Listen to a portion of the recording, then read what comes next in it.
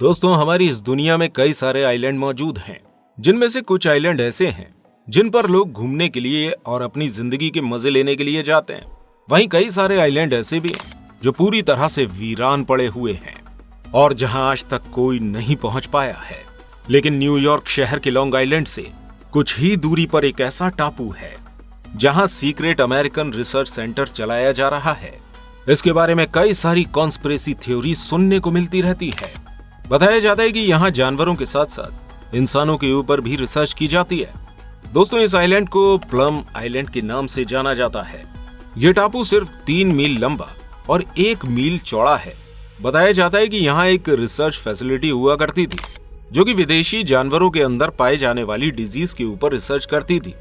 इसके अलावा कई सारे लोगों का मानना यह भी है कि इस जगह पर अमेरिकन वैज्ञानिक छुपकर बायो वेपन बनाते रहते हैं, जिसे वो दुश्मन देश के ऊपर गिराकर उनके सभी जानवरों को खत्म कर देना चाहते हैं। दोस्तों, असल में प्लम आइलैंड पर अमेरिकी गवर्नमेंट द्वारा बनाया गया एक एनिमल डिजीज सेंटर मौजूद भी है, जहां पर जानवरों में होने वाली बीमारियों के ऊपर रिसर्च करी जाती है।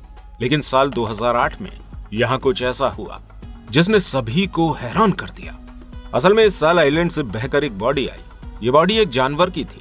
दोस्तों, ये जानवर काफी ज्यादा अजीबोगरीब था क्योंकि इसके कुछ फीचर्स नॉर्मल जानवरों से बिल्कुल अलग थे।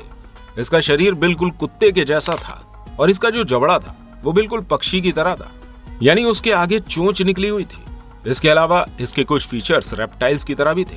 कोई समझ नहीं पा रहा था कि आखिर ये एनिमल कहां से आया है, या फिर ये एनिमल इस आइलैंड पर होने वाले एनिमल की हाइब्रिड क्रॉस ब्रीडिंग का एक एग्जाम्पल था।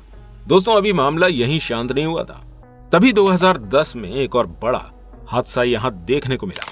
इस आइलैंड से बहकर एक ह्यूमन बॉडी आई। ये बॉडी एक 6 फीट लंबे ब्लैक मेल की थी जो कि अफ्रीका का निवासी था। इसकी बॉडी पर कोई भी चोट का निशान नहीं था और सबसे अजीब बात यह थी कि इसकी फिंगर काफी ज्यादा लंबी लंबी थी।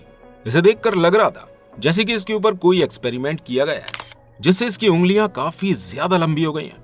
दोस्तों, जब इस बॉडी के ऊपर रिसर्च की गई तो पता चला कि ये बॉडी जिस आदमी की थी उसकी खोपड़ी में ड्रिल होल किए गए थे, जैसे कि इसकी कोई ब्रेन सर्जरी या फिर कोई एक्सपेरिमेंट किया गया हो।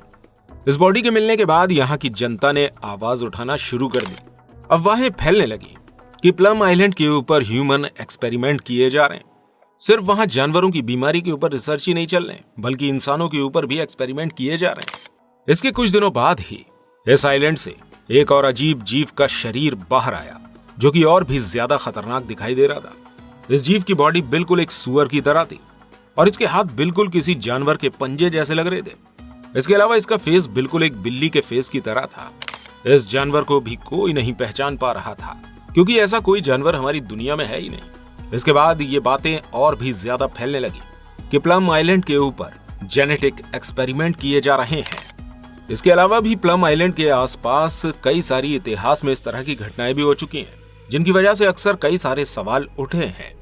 इसके अलावा साल 1975 में एक बीमारी की शुरुआत हुई थी जिसे लाइम डिजीज आउटब्रेक के नाम से जाना जाता है, और इस बीमारी की शुरुआत भी प्लम आइलैंड के करीब ही हुई थी।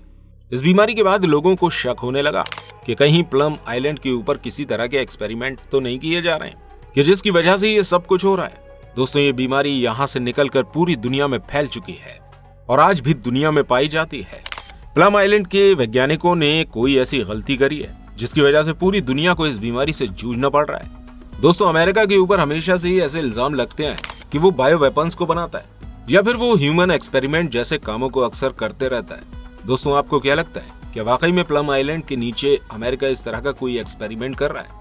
अपनी राय हमें कमेंट बॉक्स में जरूर बताएं, और क्या ये सिर्फ कहानियां हैं ये भी लिखिएगा।